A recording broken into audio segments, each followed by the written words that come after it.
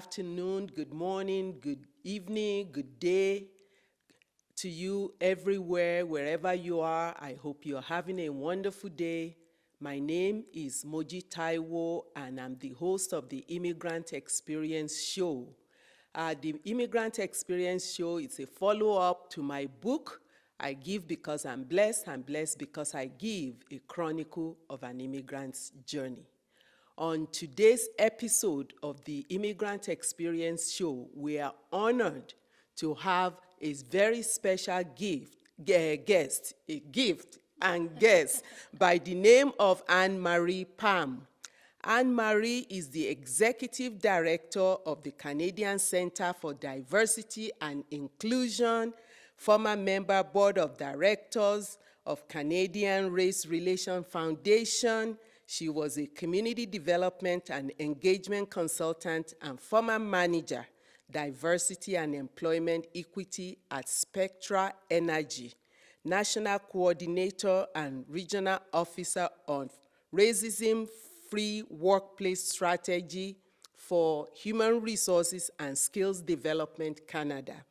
Ann Marie is a former HR advisor for diversity and inclusion for the city of Calgary, and of course, a co-founder of and board director of Technias System, Inc. Ann Marie is also a former ED of Ethnocultural Council of Calgary. Oh, that's Action Dignity. That's right. Yes. And last but not the least, Ann Marie was a performance measurement specialist with Parks Canada Western Region. So before we carry on with you, Ann Marie, because there's a lot that we're going to uncover by having a discussion with you today, I would like to acknowledge some of our supporters, our sponsors so far. We have Dixon Hussein, who runs a security company here in Calgary. We have Mr. Austin Amabude, and a host of other people that are supporting us. So please, if you want to learn more and have this program progress beyond what it is, please enroll, become a member, and support us. Share, like our videos, and subscribe. So, Ann Marie, before we talk to you, I have a habit of sharing stats on Canadian stats. So today, I would like to share that according to Statistics Canada report of 2021, nearly 3 in 4 Canadians, that is 73.7%, lived in one of Canada's largest urban centers, and that is up from 73.2 5 years earlier. So, welcome, Ann Marie.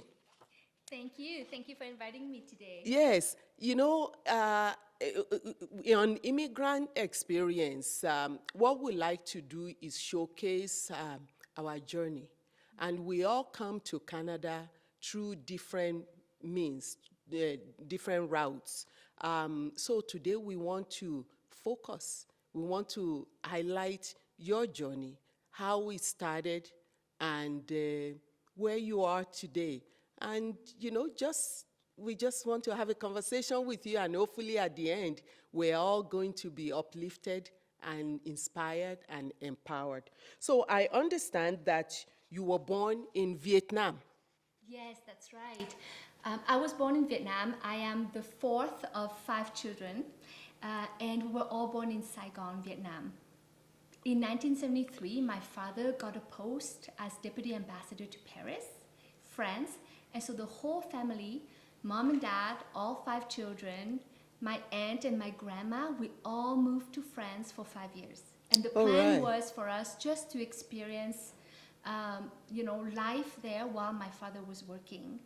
And it was How old were time. you? How old were you at that time? I was just 3 years old. Oh.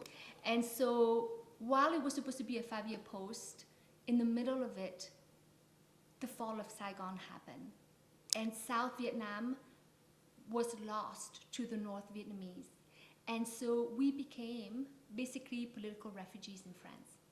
Oh, so you couldn't go home, but your term your parents, your father's posting in France was also coming to a close. That's right. It was coming to a close because we're not with the new government. As a result of that, like many immigrants in a foreign land, my parents had to think about what to do to survive. And so they opened a restaurant about an hour from Paris in Fontainebleau, a beautiful town that a lot of people visit for tourism. And this is where I grew up for 10 more years. So you're bilingual. I am bilingual, je peux parler français.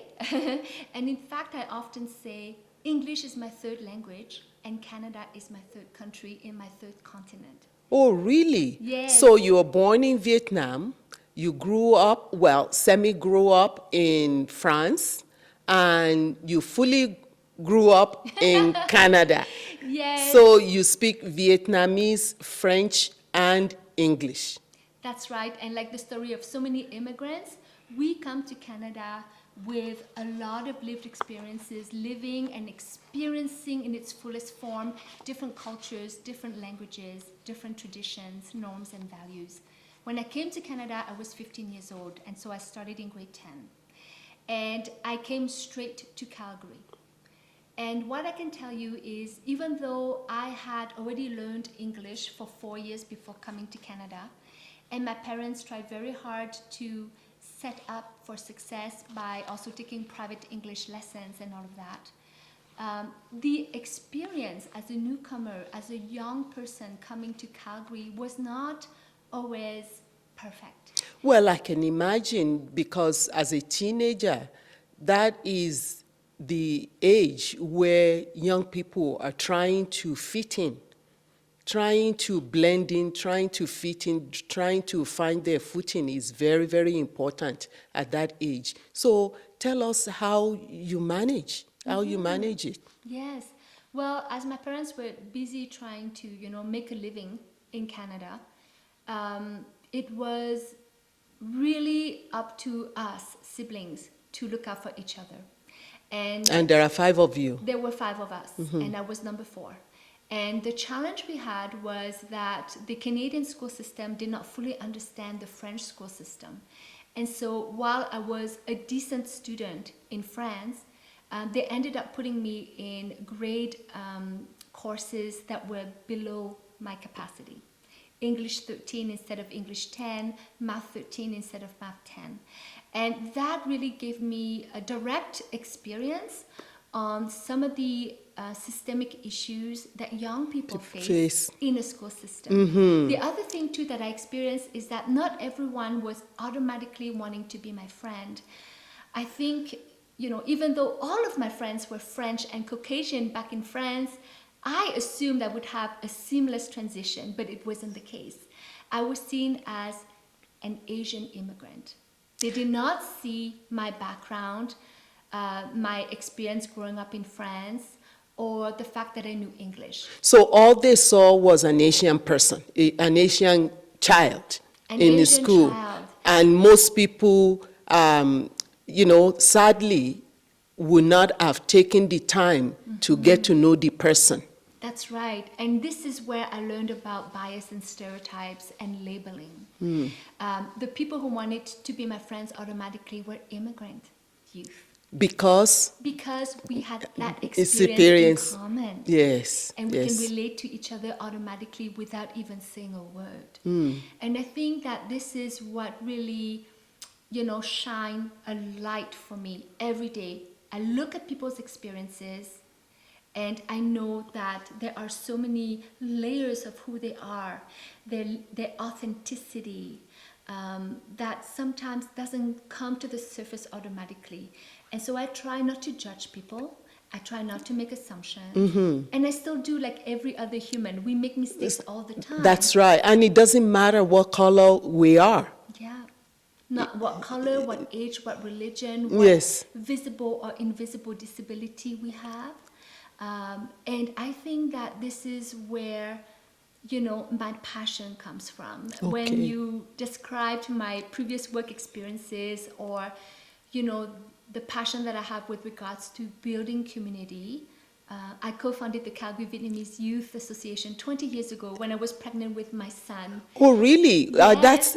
Tell us a little bit more about that. Tell us So about. the reason why I did that was because of my direct experience. And I said to myself, I want young people to actually know that there is a network out there For them. to support them, so that if they encounter any difficulties personally, socially, academically, in the family, the cultural gaps, the generation gap, the linguistic Gaps.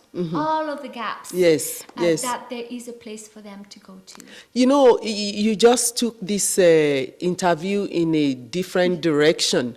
So I would like to say to those of us who are immigrant parents with children or teenagers, most often parents have struggles, right? That they're trying to put food on the table and they're working so many jobs and they're facing these challenges that you've identified earlier on, but forgetting that the children have their own struggles too. Yes. The struggle of finding who they are, the sense of identity.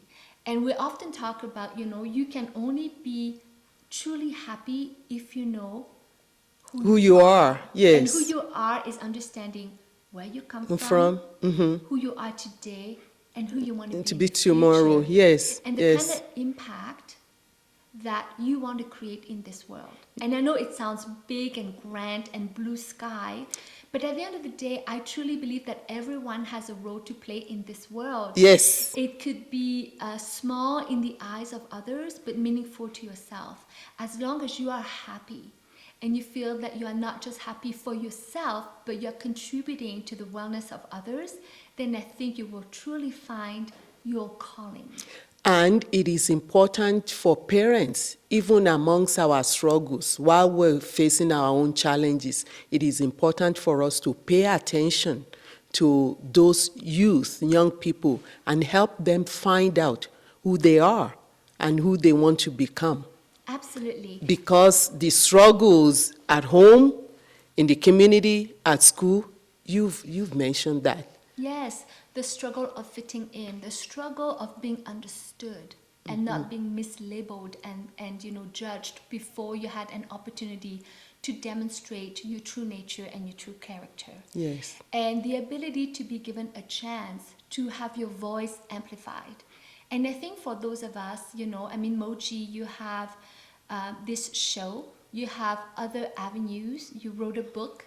I have multiple platforms at work at the Canadian Centre for Diversity and Inclusion, where I work with so many employers across Canada, or with the Vietnamese community, where I work with a lot of different organizations, or with various Asian professional and community networks, where I can work with members of the Chinese, Japanese, Korean communities, for example.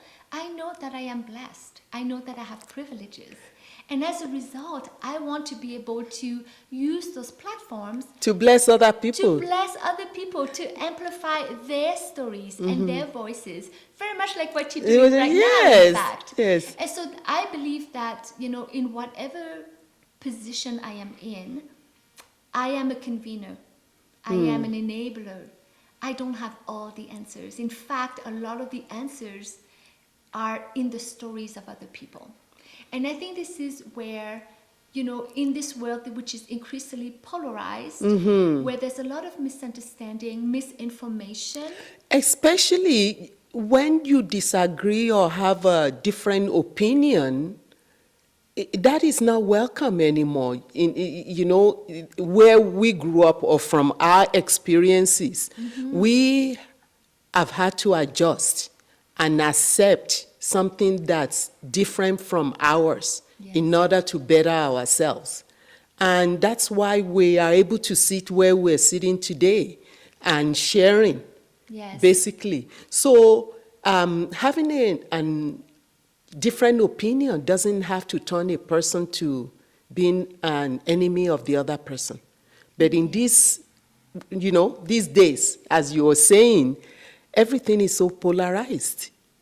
Everything is so polarized, and I think if we can make a dent in bringing people closer together, it doesn't have to mean that we have to agree everything that the other person is saying, but I think we have to really deeply evaluate the way we treat each other. Yes. And the way that we evaluate information. Critical analysis of information is so important. And not just from a research or fact-based perspective, but also from a human perspective. Yeah, humanity.